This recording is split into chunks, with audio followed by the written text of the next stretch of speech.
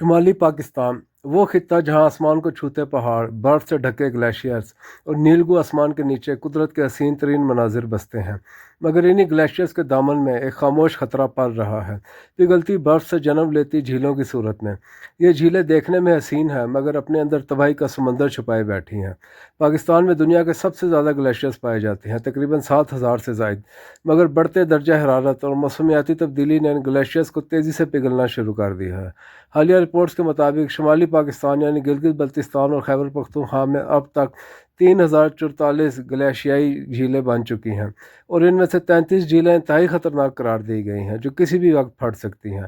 سوچئے، جہاں کبھی برف کے پہاڑ تھے اب وہاں پانی کے سمندر بن رہے ہیں۔ یہ قدرتی جھیلیں خوبصورتی نہیں، قدرتی بم ہیں جو کسی بھی لمحے پھٹ سکتے ہیں۔ یہ جھیلیں اس وقت بنتی ہیں جب گلیشیئرز پگھل کر پانی کو ایک قدرتی بند میں تبدیل کر دیتے ہیں۔ یہ بند مٹی، پتھروں اور برف سے بنا ہوتا ہے، جو بظاہر مضبوط لگتا ہے مگر دراصل بہت نازک ہوتا ہے۔ جب پانی کا دباؤ بڑھتا ہے تو بند ٹوٹ جاتا ہے اور پھر شروع ہوتا ہے غیر متوقع سیلاب، جسے کہا جاتا ہے glacier lake outburst flood. ایک لمحے میں لاکھوں گیلن پانی نیچے کی وادیوں کی طرف دوڑ پڑتا ہے، اپنے راستے میں مکانات، سڑکیں، کھیت، پل، حتیٰ کہ انسانی زندگیاں بہا لے جاتا ہے۔ چترال، استور، گلگت اور ہنزا میں ایسے کئی واقعات پیش آ چکے ہیں جہاں پوری بستیاں لمحوں میں مٹ گئیں۔ اقوام متحدہ کے ماحولیاتی پروگرام اور پاکستان میٹ آفس کے مطابق ان 3,044 جھیلوں میں سے 33 ایسی ہیں جو کسی بھی وقت پھٹ سکتی ہیں۔ یہ جھیلیں قدرت کی خاموش وارننگ ہے۔ آخر یہ جھیلیں کیوں بن رہی ہیں؟ اس کی وجہ نمبر 1 ہے موسمیاتی تبدیلی۔ دنیا بھر میں درجہ حرارت بڑھ رہا ہے مگر پاکستان میں رفتار عالمی اوسط سے 2 گنا زیادہ ہے۔ جہاں کبھی پورا سال برف رہتی تھی وہاں اب گرمیوں میں درجہ حرارت 20 سے 25 ڈگری تک جا پہنچتا ہے، نتیجہ برف تیزی سے پگھلنے لگتی ہے۔ اس کی دوسری وجہ فضائی آلودگی ہے۔ گاڑیوں، فیکٹریوں اور گھروں سے اٹھنے والا کالا دھواں شمالی علاقوں کی برف پر جا بیٹھتا ہے۔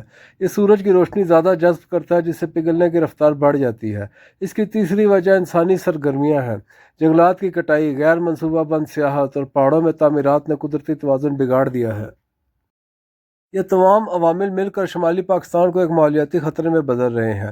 جہاں ایک طرف حسین جھیلیں جنم لے رہی ہیں وہیں دوسری طرف تباہی کا خدشہ بڑھ رہا ہے۔ ہم اس مسئلے سے کیسے نمٹ سکتے ہیں؟ اس میں سب سے پہلا قدم ہے science and technology. Satellite, drone اور ریموٹ سینسنگ کے ذریعے جھیلوں کی نگرانی کی جائے۔ جہاں زیادہ خطرہ ہو وہاں پانی کا دباؤ کم کرنے کے لیے نکاسی کا نظام بنایا جائے۔ اس میں دوسرا اقدام ہے مقامی آبادی کی تربیت۔ ان لوگوں کو آگاہ کیا جائے کہ اگر جھیل پھٹنے کا خطرہ ہو تو کیا اقدامات کرنے ہیں، کس طرح فوری طور پر محفوظ جگہ منتقل ہونا ہے۔ تیسرا قدم ہے ارلی وارننگ سسٹم۔ یہ سسٹم مقامی لوگوں کو وقت پر خبردار کر سکتا ہے تاکہ جانی نقصان کم سے کم ہو۔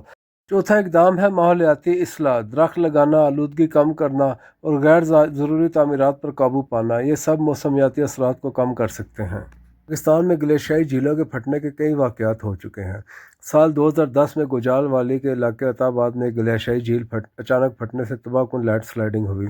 نتیجتاً دریائے ہنزا رک گیا اور ایک نئی جھیل وجود میں آئی جو آج عطا آباد جھیل کے نام سے مشہور ہے۔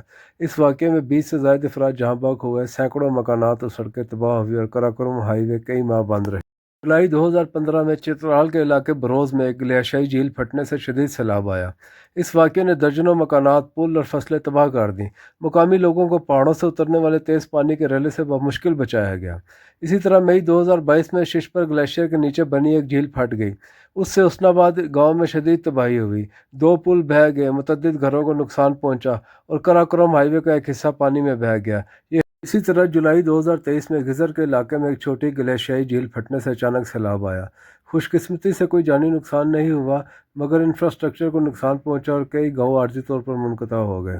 اسی طرح جون 2021 میں استور کے قریب ایک گلیشیائی جھیل کے اخراج سے سیلاب آیا، مقامی فصلیں، پانی کی نہریں اور چند رابطہ سڑکیں تباہ ہو گئیں۔ پاکستان ان ممالک میں شامل ہے جو موسمیاتی تبدیلی کے اثرات سے سب سے زیادہ متاثر ہو رہے ہیں، لیکن حیران کن طور پر اس نے دنیا کے کل کاربن اخراج میں صرف 0.8% حصہ ڈالا ہے۔